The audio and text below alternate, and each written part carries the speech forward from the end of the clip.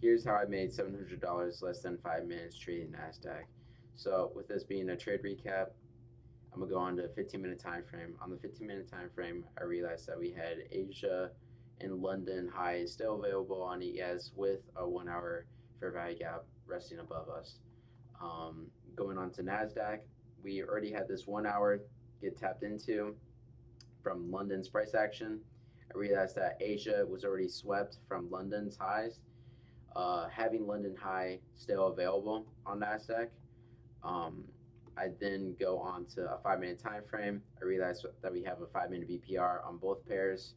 I wanted these discount PD rates to get swept to have any momentum upwards. On ES, we had 8:30 news. ES ended up creating a huge wick that I wanted to get swept on the low. On NASDAQ, we did not have any change at all, honestly, on these news. So, still on the 5 minute time frame,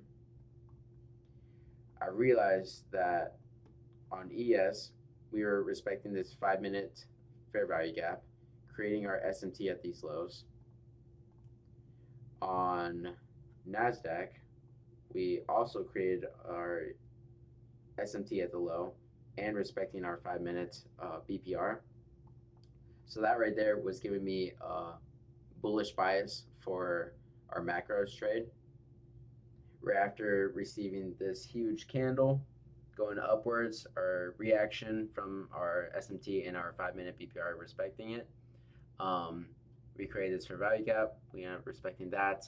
This is where I was going to take my entry. We created this order block, and I entered off the inverse fair value gap, targeting London highs. And keep in mind, I also had a 5 minute standard deviation placed out. Right here, we had this huge candle right after I entered, indicating that we were going to go upwards for me. A couple minutes later, we ended up sweeping my TP1 right up here, but I ended up moving my trade to break even after seeing that we swept these highs and having a body closure back down in the range. On ES, I'm pretty sure we made the low time frame SMT at this time. But for us to have any continuation upwards targeting London highs, I wanted this fair value gap to get respected. Um, we ended up having huge displacement back down, and I think we closed below this fair value gap, but still, I guess on a higher time frame, maybe respecting this area.